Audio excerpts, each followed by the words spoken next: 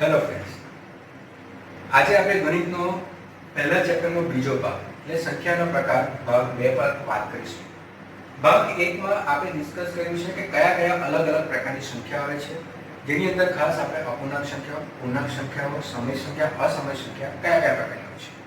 આજે આપણે ડિસ્કસ કરીશું કે વિભાજ્ય સંખ્યા અને અવિભાજ્ય સંખ્યામાં ફરક શું છે અને પરીક્ષાની અંદર એમાં કયા કયા પ્રકારના પ્રશ્નો પૂછાય છે. તો ચાલો આપણે ડિસ્કસ કરીએ. પહેલા તો આપણે અવિભાજ્ય સંખ્યાઓ જોઈએ કે અવિભાજ્ય સંખ્યાઓ એટલે કયા પ્રકારની સંખ્યાઓ. તો અવિભાજ્ય સંખ્યાઓની આપણે જ્યારે પણ વાત કરીએ તો અવિભાજ્ય સંખ્યાઓ એટલે એવી સંખ્યાઓ કે જેના બે જ અવયવ હોય. તો જેના બે જ અવયવ પડતા હોય એને આપણે અવિભાજ્ય સંખ્યા કહીએ. હવે આ બે અવયવ કયા? તો પહેલો કે સંખ્યા પોતે જ, તો એ એક અવયવ થઈ ગયો, અને બીજો કયો? એક. તો એવી સંખ્યાઓ કે જેના બે જ અવયવ પડે, સંખ્યા પોતે અને એક, તો એને આપણે અવિભાજ્ય સંખ્યા કહીશું. હવે એવી સંખ્યાઓ કઈ? તો ધારો કે દાખલા તરીકે જ્યારે આપણે 17 લઈએ તો 17 ના કેટલા અવયવ પડે? તો આપણે બે જ અવયવ પડે, 17 એકુ 17, એટલે સંખ્યા પોતે અને એક. જ્યારે આપણે 19 લખીએ તો 19 ના કેટલા અવયવ પડે? બે જ અવયવ પડે, 19 એકુ 19. અને એ જ પ્રમાણે જ્યારે આપણે 61 લખીએ 61, તો એના પર બે જ અવયવ પડે, 61 એકુ 61. તો અહીંયા આ બધી સંખ્યાઓ જે છે તો એને કહેવામાં આવે છે અવિભાજ્ય સંખ્યાઓ. તો એમ જોવા જઈએ તો આવી ઘણી બધી સંખ્યાઓ છે જેને આપણે અવિભાજ્ય સંખ્યા કહેવામાં આવે છે. એ જ પ્રમાણે વિભાજ્ય સંખ્યા કોને કહેવામાં આવે છે? તો વિભાજ્ય સંખ્યાની અંદર કે જેના બે થી વધારે, હવે આ પણ અગત્યનું છે કે જેના બે થી વધારે અવયવ પડે એને આપણે વિભાજ્ય સંખ્યા કહેવામાં આવે. હવે બે થી વધારે અવયવ પડે તો એમાં ઘણી બધી સંખ્યા આવે. કે જ્યારે પણ આપણે 6 ની વાત કરીએ તો 6 ના અવયવ કેટલા? તો 2 ગુણ્યા 3 તો ખરા જ, પણ ગુણ્યા 1 એટલે 2 થી અવયવ વધી ગયા, 1, 2 અને 3. તો આ પણ આપણે ખાસ ધ્યાન રાખવાનું.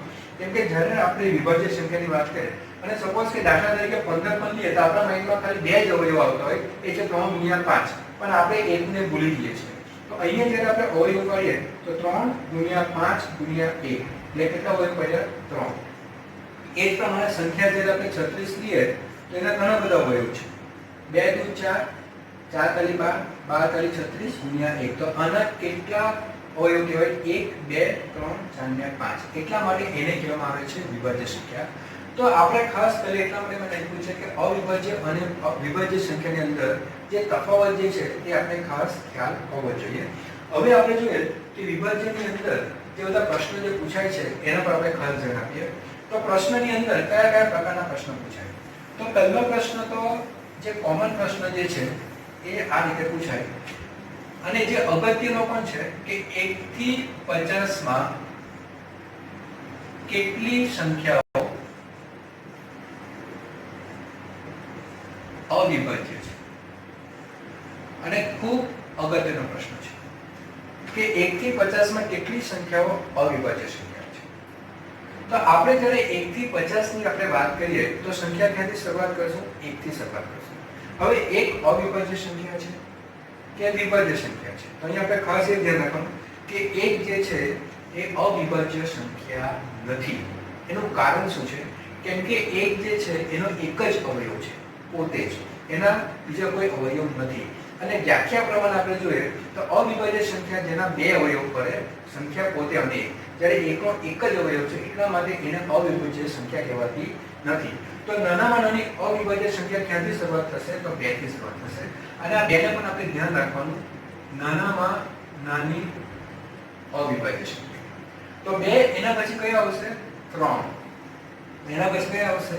5, કેમ કે 4 ના અવયવ પડે છે. એના પછી કઈ સંખ્યા આવશે?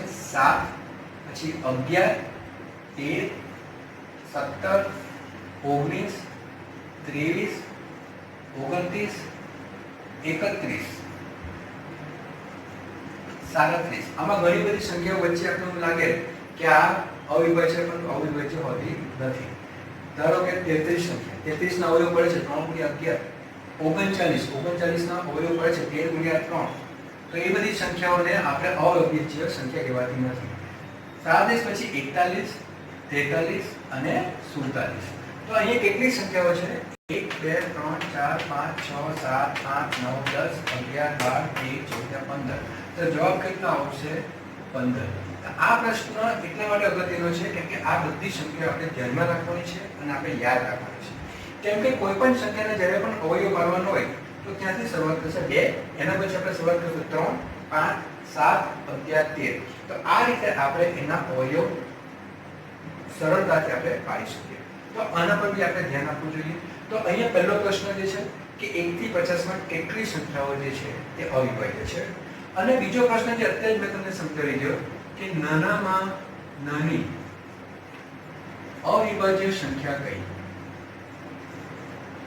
તો આમાં નાનામાં નાની અવિભાજ્ય સંખ્યા કઈ આવશે, અને જો આપણે ઓપ્શન આપવામાં આવશે 0, 1, 2, 3, તો ઘણી વખત આપણે પ્રશ્નમાં જવાબ બી જ લાગે છે પણ બી આવતો નથી, શૂન્ય પણ આવતો નથી। તો જવાબ કયો આવશે, અને 2 આપણે ધ્યાનમાંથી નીકળી જાય છે કેમ કે આખી અવિભાજ્ય સંખ્યામાં ખાલી એક જ સંખ્યા એવી છે જે બેકી છે અને એ છે 2। એટલા માટે અહીંયા જવાબ કયો આવશે, ઓપ્શન સી, કેમ કે 2 જે છે એ નાનામાં નાની અવિભાજ્ય સંખ્યા છે। તો બીજો પ્રશ્ન પણ ખાસ આપણે ધ્યાનમાં રાખવું। હવે ત્રીજો પ્રશ્ન જોઈએ તો એ બી આપણે ખાસ ધ્યાનમાં રાખવું જોઈએ, એ છે વિભાજ્ય પર। તો અહીંયા જે છે કે નાની અવિભાજ્ય એકી સંખ્યા કઈ। તો અહીંયા પ્રશ્ન જે છે કે નાની અવિભાજ્ય એકી સંખ્યા કઈ છે। હવે અહીંયા અવિભાજ્ય સંખ્યાનો છે અને નાની પણ છે, પણ કઈ સંખ્યા લેવાની છે, એકી। તો જ્યારે આપણે શરૂઆત કરીએ કે 2, 3, 5, 7, તો એની અંદર આપણે ખ્યાલ આવી જાય કે આપણે તો એકી સંખ્યાનો સમાવેશ છે।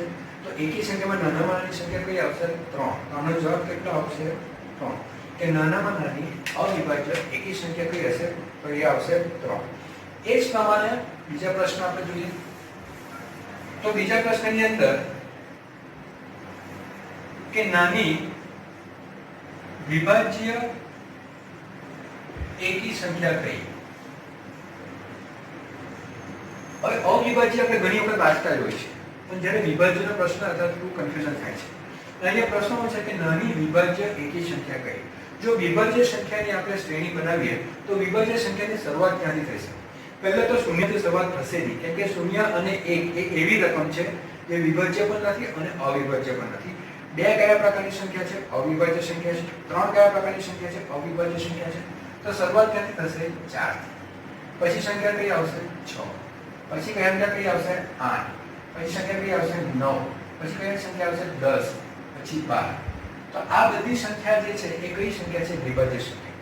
આમાં થોડું કન્ફ્યુઝન થશે। તો વિભાજ્ય સંખ્યામાં ખાસ ધ્યાન રાખવાનું કે નાનામાં નાની વિભાજ્ય સંખ્યા કઈ છે, તો 4 છે। તો નાની વિભાજ્ય સંખ્યા 0, 1, 2 અને 3 આ ચાર સંખ્યાનો સમાવેશ થતો નથી। તો નાનામાં નાની વિભાજ્ય સંખ્યા કઈ આવશે, 4। આમાં પણ ઘણા બધા વિદ્યાર્થીઓને ભૂલ થાય છે કે નાની વિભાજ્ય સંખ્યામાં 2 લખી આવે છે, પણ 2 આવતો નથી। જવાબ કયો આવશે, 4। પણ અહીંયા પ્રશ્ન શું છે, વિભાજ્ય એકી સંખ્યા કઈ। તો વિભાજ્યની અંદર એકી સંખ્યા પર જો આપણે ધ્યાન આપીએ તો 4, 6 અને 8 આ ત્રણ સંખ્યા કઈ છે, બેકી સંખ્યા છે। તો અહીંયા જવાબ કેટલો આવશે, 9। એટલે જો આપણે પ્રશ્ન મેં તમને બે પ્રશ્ન કીધા, નાની વિભાજ્ય સંખ્યા પૂછે તો કઈ 4 આવશે, પણ નાની વિભાજ્ય એકી સંખ્યા પૂછે તો જવાબ કઈ આવશે, 9। કેમ કે એકી સંખ્યા કઈ છે, 9 છે। તો અહીંયા આપણે આ જે સિરીઝ જે છે વિભાજ્ય સંખ્યાની એ પણ આપણે ધ્યાનમાં રાખવું જોઈએ। એના પછી જે છે કે એના પછી આપણે પ્રશ્ન આપણે જ્યારે જોઈએ તો પ્રશ્ન જેમ જેમ આપણે અગાડી વધીએ તેમ તેમ ડિફિકલ્ટ થતા જાય છે।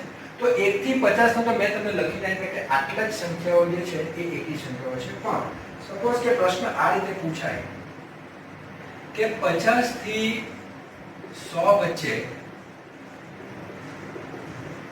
કેટલી સંખ્યાઓ અવિભાજ્ય છે।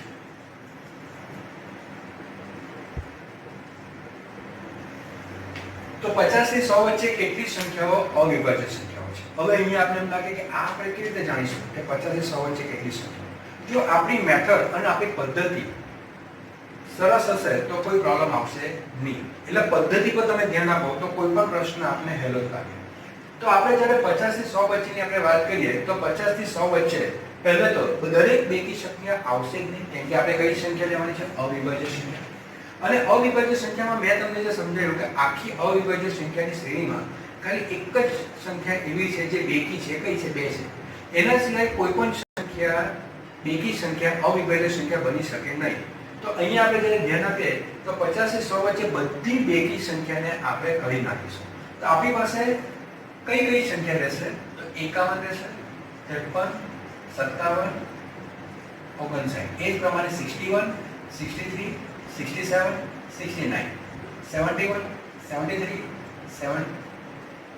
77, 79, 81, 83, 87, 89, 91, 93, 97, 99. અહીંયા મેં બે પ્રકારની રકમ કાઢી નાખી. કઈ પ્રકારની રકમ કાઢી નાખી? તો 2 ના ગુણાકારી એટલે બેકી સંખ્યાઓ બધી કાઢી નાખી અને 5 ના ગુણાકારી બધી સંખ્યાઓ કાઢી નાખી. કારણ કે 5 ના ગુણાકારમાં તો 5 ના અવયવ આવવાના છે. 55 તો 5 ગુણ્યા 11, 65 તો 65 આવી લેશું તો કેટલા થશે? 513 છે. તો એ બધાના અવયવ તો આપણે મળવાના છે 5 ના રકમના. તો અહીંયા જે છે આટલી સંખ્યા ઉપર આપણે ધ્યાન આપવાનું છે. હવે આપણે જોયું છે કે 2 ના અવયવવાળી સંખ્યા આપણે કરી નાખી, 5 ના અવયવવાળી સંખ્યા આપણે કરી નાખી. તો 2 પછી અલગ કઈ સંખ્યા આપણે કરવાની કે જેમાં 3 ના અવયવ છે? તો 3 ના અવયવવાળી સંખ્યાઓને આપણે કેવી રીતે કરીશું? તો 3 નો વિભાજનનો નિયમ શું છે? તો 3 નો નિયમ શું થાય? તો 3 નો નિયમ આ છે, અંકોનો સરવાળો. કોઈ પણ સંખ્યાના અંકોનો સરવાળો જો 3 વડે નિશેષ ભાગી શકાય તો આખી સંખ્યા 3 વડે નિશેષ ભાગી શકાય. તો આ છે 3 નો નિયમ. તો 3 નો નિયમ એમ કહે છે કે કોઈ પણ સંખ્યાના અંકોનો સરવાળોને જો આપણે 3 વડે નિશેષ ભાગી શકીએ તો આખી સંખ્યાને આપણે 3 વડે ભાગી શકીશું. તો અહીંયા જ્યારે સ્ટાર્ટ કરીએ તો પહેલી રકમ કઈ છે? 51. હવે 51 માં 3 નો અવયવ છે કે નથી એ જાણવા માટે આપણે શું કરશું? અંકોનો સરવાળો. 5 + 1. 5 + 1 એટલે કેટલા થયા? 6. 6 ને તમે 3 વડે ભાગી શકો તો ભાગી શકાય. તો આની અંદર 3 ના અવયવ છે. 17 તારીખ 51. તો અહીંયા આ સંખ્યા પણ અવિભાજ્ય સંખ્યા નથી કેમ કે એની અંદર 3 નો અવયવ છે. તો આ સંખ્યા નીકળી જશે. એ જ પ્રમાણે 53. હવે 53 એટલે 5 + 3 કેટલા થયા? 8. તો 8 ની અંદર 3 નો અવયવ નથી. આપણે જ્યારે 57 લઈએ 5 7 તો 5 + 7 કેટલા થશે? 12. તો એની અંદર 3 નો અવયવ છે કેમ કે 12 ને આપણે 3 વડે નિશેષ ભાગી શકાય. તો આ સંખ્યા પણ આવશે નહીં. એ પ્રમાણે આપણે તરત જ બધી ગણતરી કરીએ તો 5 + 9 કેટલા? 14. તો 3 નો અવયવ નથી. 6 + 1 કેટલા? 7.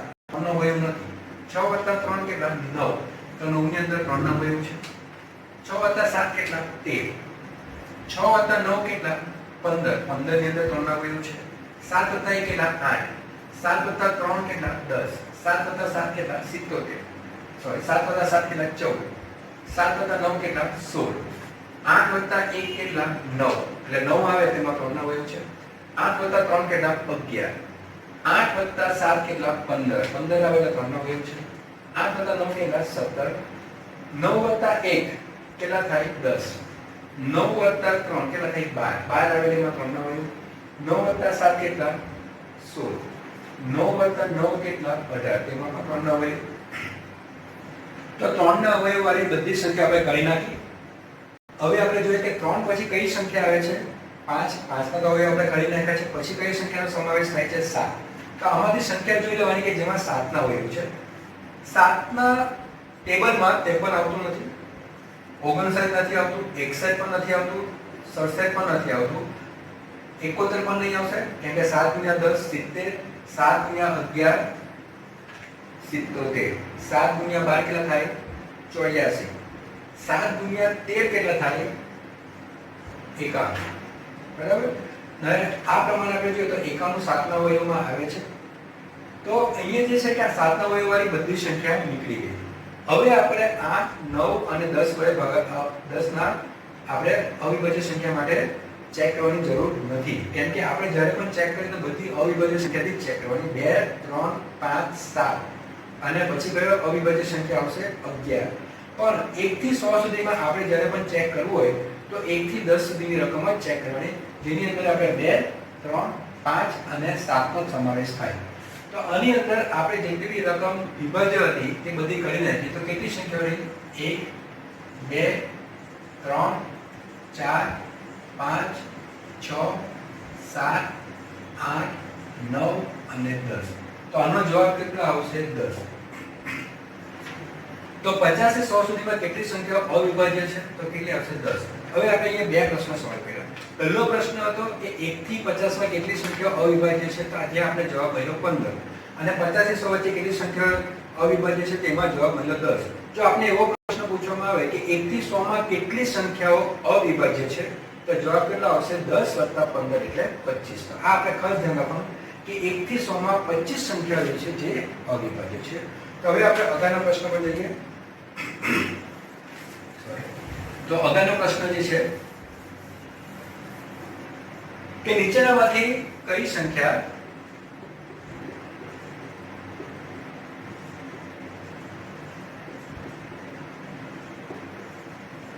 અવિભાજ્ય છે. તો અહીંયા પ્રશ્ન એ છે કે નીચેનામાંથી કઈ સંખ્યા અવિભાજ્ય છે અને ઓપ્શન આપવામાં આવ્યા છે 91, ઓપ્શન બી આપવામાં આવ્યા છે 143, ઓપ્શન સી 219, ઓપ્શન ડી 209 અને ઓપ્શન ઈ જે છે 163 આપવામાં આવ્યા છે. 5 ઓપ્શન આપણે આપવામાં આવ્યા છે અને આપણે એ શોધવાનું છે આમાંથી કઈ સંખ્યા અવિભાજ્ય છે.